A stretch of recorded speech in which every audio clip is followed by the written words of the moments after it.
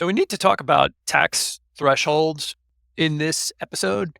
Uh, a lot of folks like to toss around terms and make it sound like they know they have an understanding of accounting, but they really don't because they'll intersperse adjusted gross income with modified adjusted gross income, or just refer to everything as gross income and then get down to, their taxable income. We want to spend a few minutes to just kind of take the lampshade off the guy at the party and talk about what's what in terms of these different tax terms and how each one is a little different. So Yeah, I mean, it also goes to speak to the complexity of the tax code. I think it's hard for people to understand because they are all of these similar sounding terms, but they all mean different things and they all kind of apply to different situations. So I think we're going to try and boil it down to the four tax terms that retirees should really be paying attention to and speak to it in that context. It's also timely because maybe you're looking over your tax return from 2024. And you're looking over things and you're wondering, what does that mean and why is it important? So that's why we're here. Okay, so you adjust your gross income and then you modify the adjustment. What's Right. confusing about that? It's very straightforward. They're the same word, modify and adjust. yeah, So, all right, let's just jump right into it. First one we're going to talk about is gross income.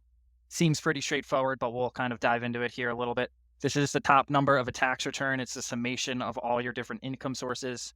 So this is the number where, everything comes from. This is where it needs to be enough to cover your living expenses. It needs to pay the right amount of tax, and you're going to pay healthcare costs from here as well. For retirees, this number is usually some combination of Social Security, pension income if you got that, distributions from investment accounts, either retirement or brokerage. So this is pretty much, when we're doing retirement plans, this is going to be the top number that we're starting with. It's going to be the top number on your tax return as well. So everything else kind of filters out through there.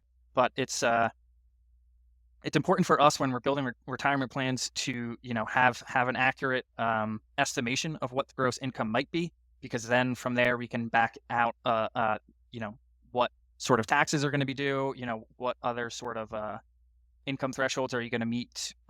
So really the top number here. I don't know if you guys have anything to add on gross income or if we should just keep things moving. I think it's just important it's sometimes eye-opening for people when we're walking through retirement numbers. You're going over their base expenses and their healthcare costs, what they need to live, like you were outlining. And it's not as just straightforward as that's the number.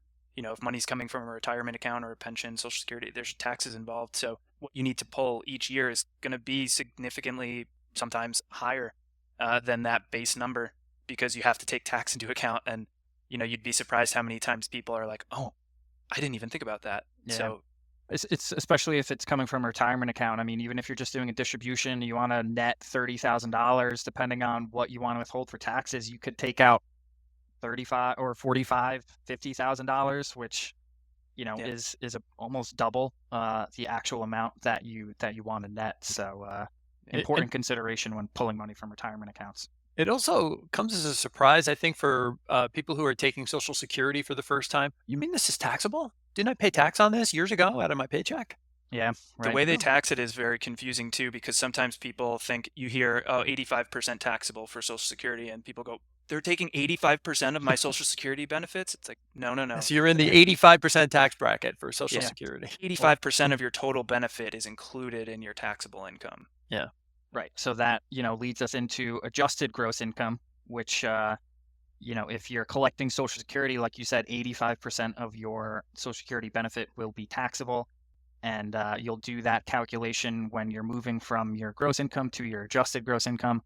Other things that get taken out of your gross income to arrive at your adjusted gross income, or AGI, as the cool kids like to call it.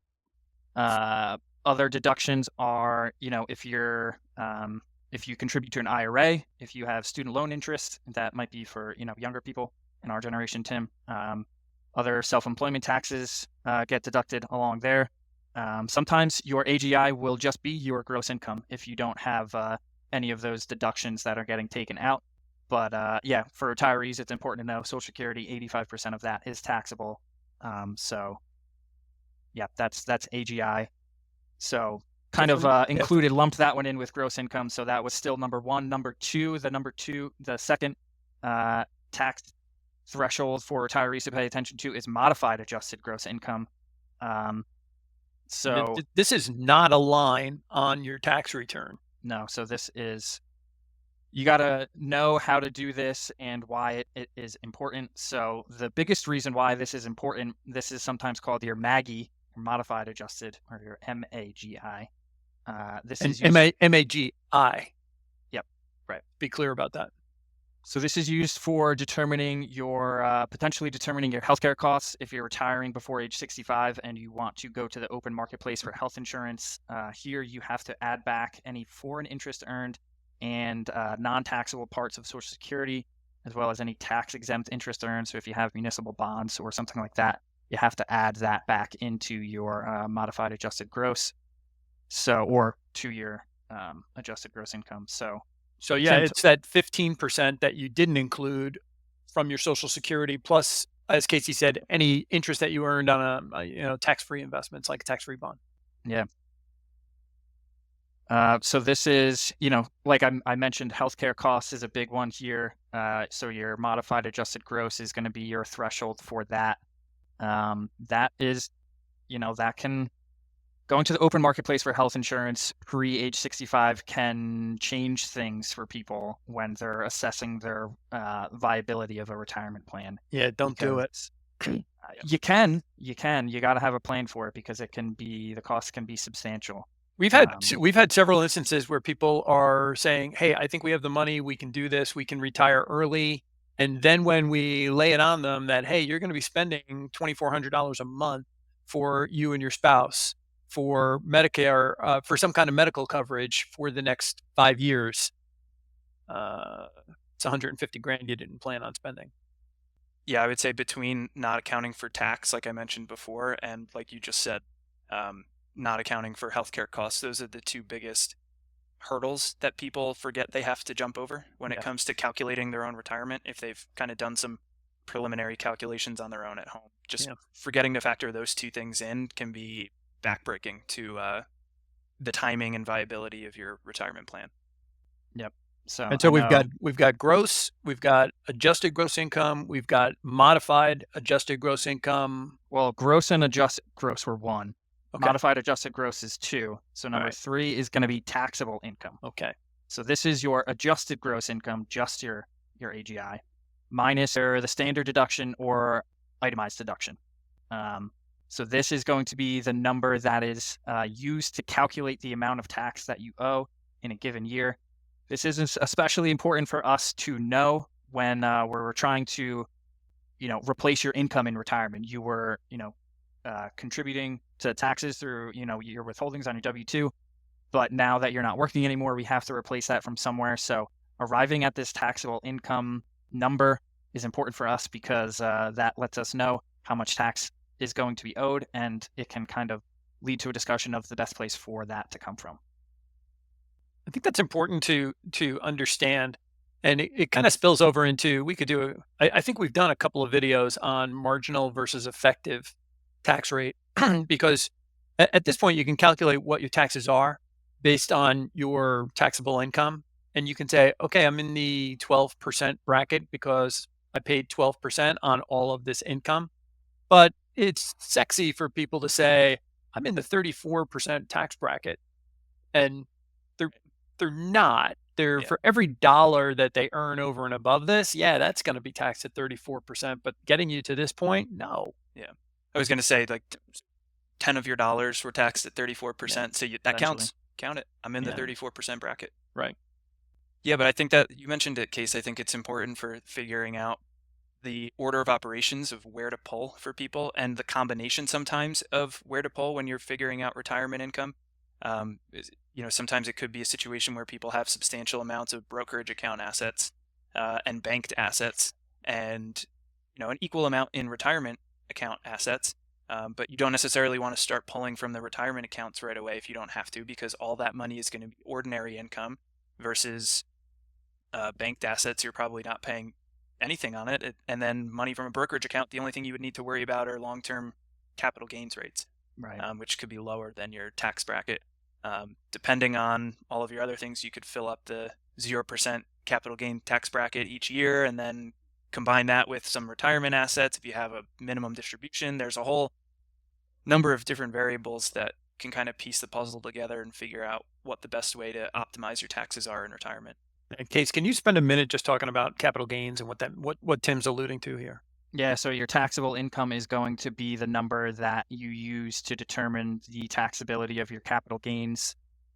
So there is, like you mentioned, Tim, there is the 0% tax capital gains tax bracket for single filers in 2025. If your taxable income is less than $48,350, you'll pay 0% federal income tax on realized long-term capital gains. So that's, for single filers. And the next tax bracket up from that is the 15% capital gains bracket, which, is usually lower than most people's highest marginal tax bracket, depending, it can be closer to, someone's effective tax bracket.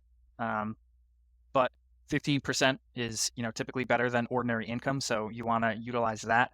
So if you're single, if your taxable income is less than $533,400, you will pay 15% federal income tax on capital gains. So most people fall into the 15% capital gains tax bracket, which can be preferential to paying ordinary income tax. So, like you said, Tim, dialing in that order of operations of what you want, where you want to pull the money from, is an important consideration. It's a big deal. Yeah, and you're going to look at your taxable income to determine that. So that was our third topic. So again, taxable income is your adjusted gross minus your either standard or itemized deductions there. So wrapping up here, number 4 is your total tax due. This is the amount of tax that you owe. If you are under withheld, you'll owe money. Maybe you'll owe penalties. You might have to make estimated payments next year, quarterly estimated payments. If you're over withheld, you could reduce your monthly, or you reduce withholdings from any source. But you want to consider what might happen next year before changing any withholdings. Are you going to change jobs? What are your income levels going to be? If you're retiring, this is important to consider, what your employment income looks like, and then what your income is going to look like in retirement, because those sources are obviously going to change. But the total tax due, from any source, you're going to have tax. You're going to have to pay tax, so you have to consider how much it's going to be and where it's going to come from. Pretty good. So that will be, you'll see that reconciled at the bottom of your tax return. So those are, taxes are always fun to talk about, but those are the 4 big ones that we're seeing here. And, like we said, this was for retirees. So it's going to be different. Everyone's situation is different, but it'll be different if you're working. Taxes might be a little straightforward because that money's coming straight from your paycheck.